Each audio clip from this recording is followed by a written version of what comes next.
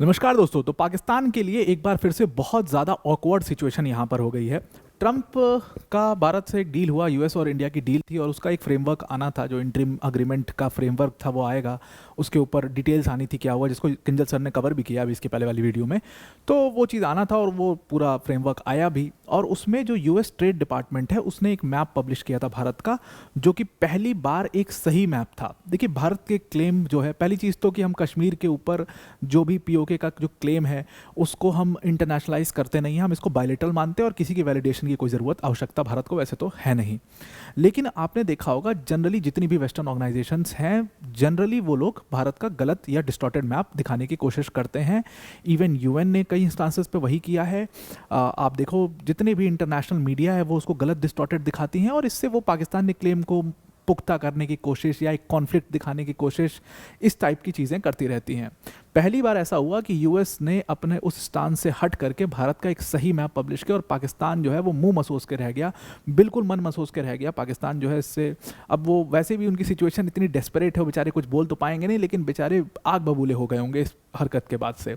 और इसका कुछ ना कुछ स्टेटमेंट जरूर आपको किसी ना किसी पाकिस्तानी नेता की तरफ से आता हुआ दिख जाएगा। तो एग्जैक्टली हुआ क्या है उसको डिटेल में डिस्कस करते हैं, पर वीडियो में आगे जाने से पहले एक बड़ी अनाउंसमेंट अनअकैडमी टीम की तरफ से कि अगर आप यूपीएससी सीएससी की प्रिपरेशन कर रहे हैं तो अनअकैडमी आपका वन स्टॉप डेस्टिनेशन हो सकता है। प्रीलिम्स 2026 24 मई को है। उसके लिए आपको ज़बरदस्त रिवीजन की ज़रूरत पड़ेगी और वो आप अनअकैडमी रिवीजन टेस्ट सीरीज से कर सकते हैं। यहाँ पर आपको 8 सब्जेक्ट वाइज ऑनलाइन टेस्ट मिलेंगे, प्लस इसके साथ 22 फुल लेंथ टेस्ट मिलेंगे, 11 जीएस के, 11 सीसैट के। एजुकेटर्स के द्वारा एक एक क्वेश्चन यहाँ पर क्यूरेट किया गया होगा, ओएमआर बेस्ड प्रैक्टिस होगी और हर टेस्ट के बाद आपको एक डिटेल्ड सॉल्यूशन वीडियो यहाँ पर मिलेगा। इसका कॉस्ट सिर्फ 1999 है और इसमें आप इसको ज्वाइन कर सकते हैं मेरा कोड यूज़ करके APYT10, ये मेरा कोड इस्तेमाल करके आप इस टेस्ट सीरीज़ को ज्वाइन कर सकते हैं। लिंक इसका हमने डिस्क्रिप्शन में दे दिया, उस पर क्लिक करके आप इसको ज़रूर से ज्वाइन कर लीजिएगा। Now coming back to the topic. तो देखिए, इंटरिम भारत का जो अग्रीमेंट हुआ यूएस के साथ में, आज उसका इंटरिम ट्रेड अग्रीमेंट आया और उसका फ्रेमवर्क आया और उसमें एक मैप पब्लिश हुआ था, जो मैप आपको यहाँ पर दिखाई दे रहा होगा। ये map US trade representative office से पब्लिश किया गया था, ये मैप दिखा होगा। और ऐसा पहली बार हुआ कि किसी यूएस डॉक्यूमेंट में, मतलब यूएस ने कोई डॉक्यूमेंट पब्लिश किया हो या यूएस मीडिया के भी डॉक्यूमेंट्स आप देख सकते हो, आप कितने भी इंटरनेशनल जितने वेस्टर्न ऑर्गेनाइजेशन हैं उनके डॉक्यूमेंट्स देखोगे, जहाँ पर भी भारत का मैप लिखते हैं वो उस भारत के मैप को हमेशा डिस्टॉर्टेड दिखाने की कोशिश करते हैं। और उसके पीछे का बहुत लंबा एक इतिहास रहा है, उसके पीछे का कारण भी है। क्या होता है कि ऐसे आप शंका क्रिएट करते हो, फिर एक नैरेटिव गढ़ने लगते हो, फिर जो नई जनरेशन आती हैं वो उस नैरेटिव को मानने भी लग जाती हैं। जैसे क्या होगा कि अब मैं अपने आप को बताने लगूं कि मैं बहुत बड़ा यहाँ का सूरमा हूँ, अब ऐसा मैं बताते चलूँ 50 सालों तक बताते चलूँ, फिर एक समय बाद जब जनरेशन चेंज होगी, छोटी उससे छोटी जनरेशन आएगी, तो वो कहीं ना कहीं मुझे सुरमा मानने भी लग जाएगी।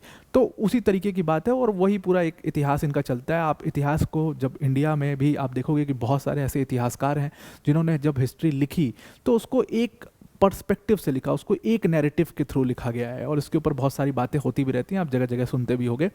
वो नैरेटिव चेंज होना चाहिए। तो ये यूएस के साथ पहली बार हुआ कि उन्होंने भारत का सही मैप, जनरली आपने देखा होगा और आपने भी नोटिस किया, आप तो बताते भी हो कमेंट करके, जब हमारे एडिटर वाइटर से भी गलती होती है तो हम मानते भी हैं और हम भी उसको बोलते हैं और आप भी काफ़ी कमेंट करते हो। तो जनरली ये वाला एरिया जो है पीओके का, यानी पाकिस्तान ऑक्यूपाइड कश्मीर का, ये दिखा देते हैं पाकिस्तान में, और दूसरी तरफ ये अक्साई चीन का भी जो एरिया है उसको चाइना में दिखा देते हैं। ये दोनों इलीगली ऑक्यूपाइड एरिया हैं, ये बात हमें ध्यान रखनी होगी। ये लीगली भारत के एरियाज़ हैं, बिल्कुल लीगल, जैसे बाउंड्री डिस्ट्रीब्यूशन हुआ था उसके हिसाब से भारत के एरियाज़ हैं, इसको मानना बहुत ज़रूरी है। अब देखिए, जम्मू कश्मीर में ख़ास तौर से जितना विवाद रहता है और जितना ये बाहर से वेस्टर्न नैरेटिव वहाँ पर गढ़ने की कोशिश की जाती है, वो सब इसी के कारण है। तो अब पाकिस्तान ऑक्यूपाइड कश्मीर का एरिया भारत में दिखाना और अक्साई चीन का भी भारत में दिखाना, ये यूएस का एक बहुत बड़ा स्टैंड है और इसको इतने हल्के में नहीं लेना चाहिए। ये गलती नहीं हो सकती, ये मतलब डेलिबरेटली किया हुआ है, जो कि एक स्ट्रैटेजिक कहीं ना कहीं सिग्नलिंग बिल्कुल दिखाई देती है। अब देखिए, ये जितने भी मैप पीछे आप यूएस के जितने भी ऑफिशियल डॉक्यूमेंट्स में भारत का मैप चेक करोगे या एशियन डॉक्यूमेंट्स में भी भारत का मैप आप चेक करोगे, हर जगह आपको डिस्टॉर्टेड मैप मिलेगा। जितनी वेस्टर्न ऑर्गेनाइजेशन, चाहे आईएमएफ ने कोई मैप निकाला हो, यूएन ने निकाला हो, वर्ल्ड बैंक ने निकाला हो, जितने भी इंटरनेशनल ऑर्गेनाइजेशन हैं, सब भारत का डिस्टॉर्टेड गलत मैप निकालते हैं। और इसको हम कई बार बोल भी चुके हैं, इसके ऊपर कई बार हमने बड़ा स्ट्रांगली रिएक्ट भी किया है।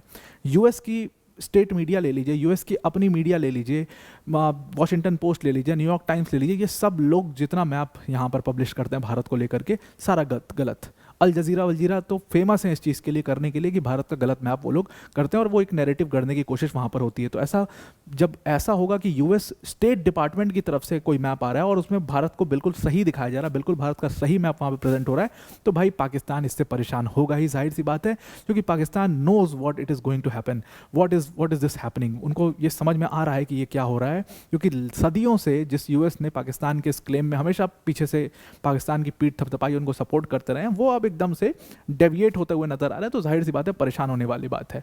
अब देखिए, इस मामले के ऊपर अगर ऑफिशियल कमेंट की आप मतलब ऑफिशियल कमेंट का वेट कर रहे हैं तो ऑफिशियल कमेंट नहीं आने वाला है भारत का कोई, क्योंकि भारत को किसी भी एक्सटर्नल वैलिडेशन की कोई ज़रूरत नहीं। बहुत पहले ही हम इस बात को बोल चुके हैं कि हमें यूएस नहीं बताएगा क्या करना है, हमें यूएन नहीं बताएगा क्या करना है, क्योंकि ये पाकिस्तान और भारत का आंतरिक मामला है, ये बायलेटरल इशू और ये बायलेटरली ही सॉल्व होगा। इसमें किसी को कोई बताने की ज़रूरत नहीं है यहाँ पर कि हमें कैसे करना है या कैसे होगा ये चीज़। तो कश्मीर का मामला हम खुद सुलझा लेंगे, इसमें हमें ज़रूरत नहीं है इनकी, तो पाकिस्तान ऑक्यूपाइड कश्मीर को लेकर के। लेकिन क्योंकि ये मैप आया है तो इसको आप एक मतलब स्ट्रैटेजिक सिग्नलिंग के तौर पर तो देख ही सकते हैं, क्योंकि स्टेट डिपार्टमेंट से मैप आना एक बड़ी बात होती है, इसीलिए इसको स्ट्रैटेजिक सिग्नलिंग के तौर पर भी देखा जा रहा है। अब देखिए, ट्रंप के आने के बाद आपको पता ही है कि भारत और यूएस के रिलेशंस बहुत ज़्यादा ख़राब हुए।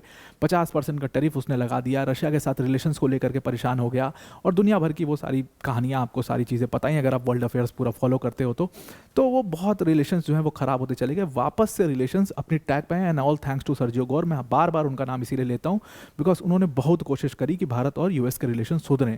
फाइनली अब एक डील हुई और भारत और यूएस के रिलेशन सुधरना शुरू हुए। उसके बाद इस मैप का आना इस पॉइंट पर एक और बहुत बड़ा सांकेतिक तौर है कि भाई हमारे रिलेशंस ठीक हो रहे हैं। देखिए, ट्रंप की फॉरेन पॉलिसी में ही एक बहुत बड़ा फ्लॉ है।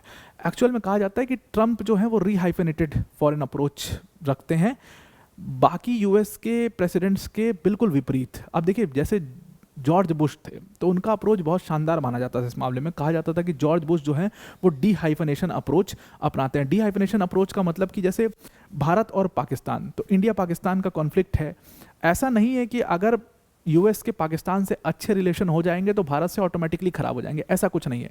दोनों देशों को एक इंडिपेंडेंट एंटिटी की तरह ट्रीट किया जाएगा।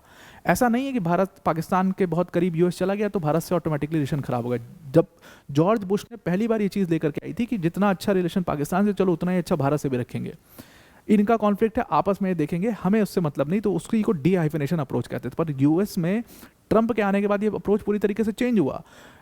ट्रंप ने एकदम इसको ऐसी तैसी कर दी। उन्होंने भारत के जब अच्छे रिलेशन थे तो पाकिस्तान से खराब थे, तो भारत के जब वो करीब आ रहे थे, अचानक से जब भारत से रिलेशन खराब हुए तो अचानक से देखो पाकिस्तान से अच्छे हो गए। तो वो उसको एक पूरा अकेले, उसको एक इंडिपेंडेंट तौर पर, एक इंडिपेंडेंट एंटिटी के तौर पर नहीं देखते हैं, वो कॉन्फ्लिक्ट के तौर पर देशों को टटोलते हैं और उनको तौलने की कोशिश करते हैं उस तरीके से, जो कि बहुत खराब है। कहा जा रहा है कि अब ट्रंप को थोड़ा थोड़ा समझ में आ रहा है और वापस से वो इस अप्रोच की तरफ थोड़ा बढ़ते हुए नजर आ रहे हैं और भारत के साथ इसी कड़ी में अच्छे रिलेशंस हैं। प्लस ट्रंप बहुत ही कंट्रोवर्शियल आदमी है, इतने सारे क्लेम्स कर चुका है।